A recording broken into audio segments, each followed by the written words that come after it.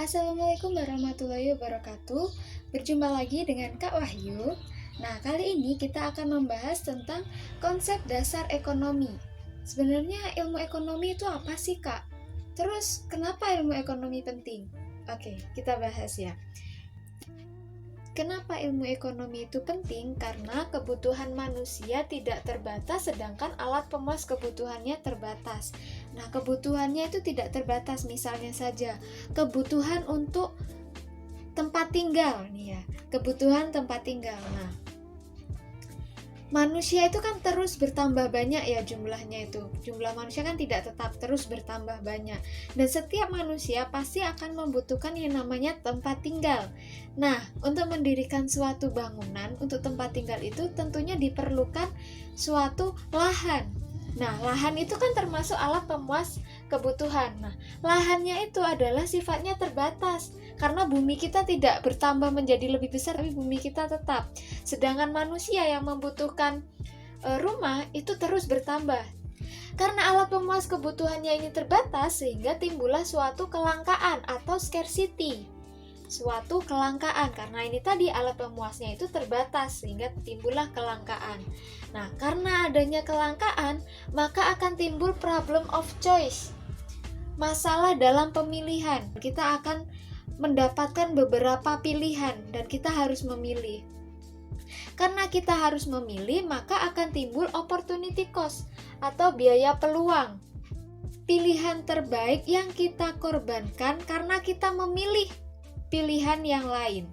Misalnya saja, kita itu sudah lulus sekolah. Nah, kita mau ngelamar kerja nih. Nah, kita ngelamar di tempat A, B, C. Nah, ini perusahaan A, B, C ini semua akan menerima kita, tapi kita tidak bisa mengambil ketiga pilihan itu. Kita harus memilih salah satu. Misalnya saja kita memilih untuk bekerja di tempat A dengan gaji 3 juta. Nah, maka biaya peluangnya adalah yang mana? Ingat tadi, biaya peluang adalah pilihan terbaik yang kita korbankan karena kita memilih pilihan yang lain. Dari sini yang kita korbankan adalah perusahaan B dengan 4 juta, kemudian perusahaan C dengan 2,5 juta, 2,5 juta ya. Yang pilihan terbaik yang telah kita korbankan yang mana? Yang B, karena yang B ini adalah pilihan yang terbaik yang telah kita korbankan. Karena kan B lebih baik daripada C kan? B mendapat 4 juta, sedangkan yang C cuma 2,5. Tentu saja lebih baik yang B. Jadi, biaya peluangnya atau opportunity cost kita adalah sebesar 4 juta. Jadi untuk menghitung biaya peluang itu bukan ditambah ya. Bukan ditambah 4 juta, ditambah 2,5, bukan. Tapi yang terbaik itu yang mana? Itulah biaya peluang kita. Seperti itu. Nah, kita kembali ke sini, kembali ke kebutuhan yang tidak terbatas dengan alat pemuas terbatas. Sehingga diperlukan ilmu ekonomi. Ilmu ekonomi itu apa sih, Kak? Ilmu ekonomi adalah ilmu yang mempelajari tentang usaha manusia dalam memenuhi kebutuhan hidupnya. Karena tadi kan kebutuhan ekonomi itu tidak terbatas. Nah, ilmu ekonomi itu mempelajari itu gimana sih manusia itu memenuhi kebutuhan hidupnya yang tidak terbatas itu, sedangkan alat pemuasnya itu terbatas. Seperti itu. Nah, dalam melakukan kegiatan ekonomi pastinya manusia itu punya alasan atau punya motivasi atau dorongan dalam melakukan kegiatan ekonomi. Nah, motivasi, dorongan, atau alasan itulah yang disebut dengan motif ekonomi. Jadi motif ekonomi itu adalah alasan yang mendasari kenapa manusia itu melakukan kegiatan ekonomi tersebut. Nah, di sini motif ekonomi itu ada 5. Yang pertama untuk memenuhi kebutuhan sendiri. Misalnya saja kita melakukan kegiatan ekonomi itu kita beli makan. Beli makan. Apa sih motif ekonomi kita beli makan? Yaitu untuk memenuhi kebutuhan sendiri karena kita butuh makan. Seperti itu.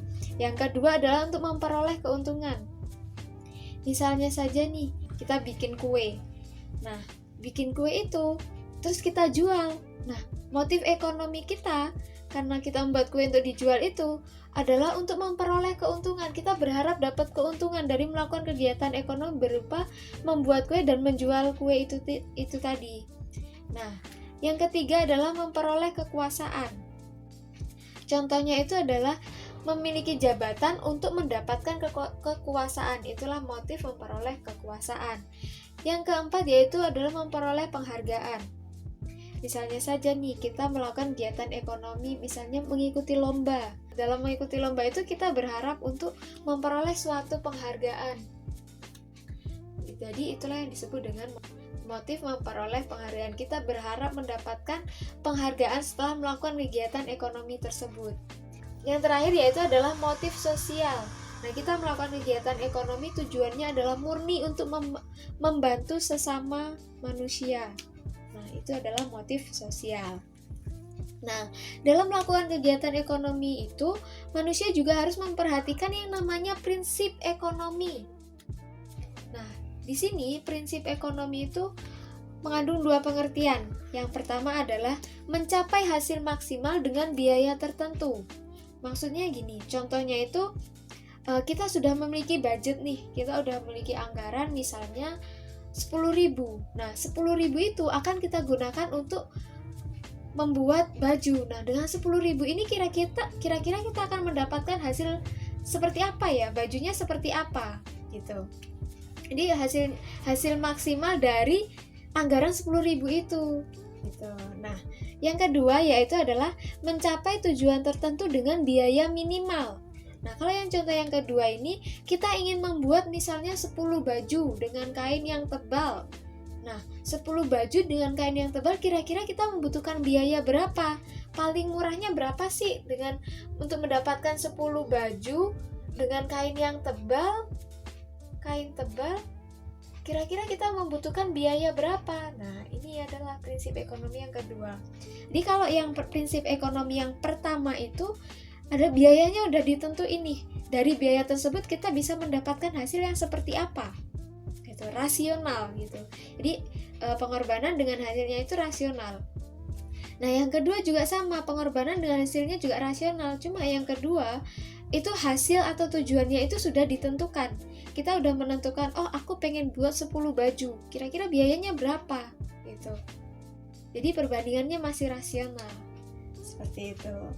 Oke, terima kasih sudah menonton video saya. Jangan lupa untuk like, comment, share, dan juga subscribe. Karena subscribe, like, comment kalian itu adalah semangat bagi saya untuk terus membuat video-video tentang ekonomi. Oke, see you on the next video. Bye-bye.